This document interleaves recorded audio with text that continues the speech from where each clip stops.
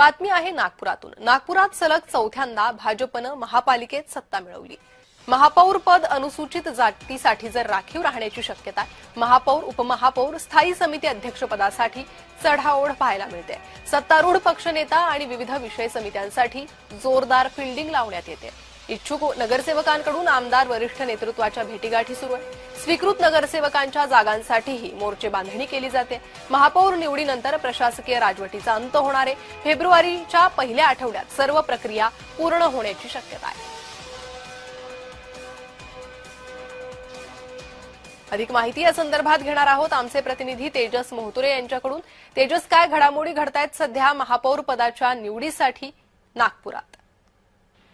नक्कीच आपण जर बघितलं असेल तर नागपुरात सलग चौथ्यांदा भाजपने आपली सत्ता इथे प्रस्थापित केलेली आहे आणि महापौर आणि उपमहापौर, स्थायी समिती व विविध समित्या आहेत त्यांच्यासाठी आता जोरदार फिल्डिंग लावणं सुरू आहे। एकूणच बघितलं असेल तर इच्छुक नगरसेवकांकडून जे आहे ते आमदार असतील, पक्ष असतील, वरिष्ठ नेते असतील, पदाधिकारी असतील यांच्याशी जे आहे ते भेटीगाठी सुरू आहे। त्यासोबत जर बघितलं असेल तर स्वीकृत नगरसेवकांच्या जागेसाठी सुद्धा आता मोर्चे बांधणी सुरू आहे। महापौर निवडीनंतर प्रशासकीय राजवटीला अंत येणार आणि एकूणच जर बघितलं तर आज जे आहे ते मुंबईमध्ये आरक्षण ठरवण्याची जी सोडत आहे ती ठरणार आहे। त्यासोबत जर बघितलं असेल तर या संपूर्ण प्रक्रिया पार पडल्यानंतर जे आहे नागपुरात जे आहे ते कोण महापौर होणार, कुठल्या राखीव या संदर्भात जे आहे ते प्रवर्गासाठी ते सुद्धा पाहणं महत्वाचे असणार आहे। कारण की यंदा जे आहे ते अनुसूचित जाती म्हणजे एसटी प्रवर्गासाठी राखीव राहण्याची जी आहे ती शक्यता वर्तवली जात आहे। त्यामुळे जे आहे ते महापौर निवडीनंतर जे आहे या संपूर्ण संदर्भातली जे आहे ते मोर्चे बांधणी अधिकच जे आहे ते तीव्र होणार आहे अशी माहिती आहे ते समोर येते।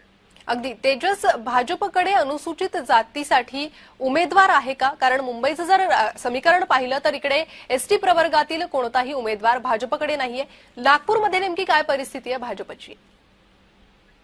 नक्की आपण जर बघितलं असेल नागपूर हा जसा भाजपचा गड आहे। नागपुरात एकूणच जर बघितलं असेल तर हिंदू, दलित असेल किंवा मग बौद्ध अनुयायी असतील यांचे सुद्धा मोठ्या प्रमाणात जे आहेत ते कार्यकर्ते आहेत, पदाधिकारी आहेत। या संदर्भात जर बघितलं असेल तर 2-2, 3-3 नगरसेवक राहिलेले संदीप जोबे सुद्धा या संपूर्ण रेसमध्ये आहे। यासोबत जर बघितलं असेल तर अनेक जे नेतृत्व आहेत ते भाजपकडे आहे, नवीन चेहरे सुद्धा आहेत। त्यामुळे या संपूर्ण याच्यात जे आहे ते महापौर अनुसूचित जाती जर मिळाली तर जिचा मार्ग जे आहे ते भाजपसाठी सुद्धा सोपा असणार आहे, कारण की अनेक पदाधिकारी आहेत ते भाजपकडे आहेत। जी तेजस, धन्यवाद या सविस्तर माहितीसाठी।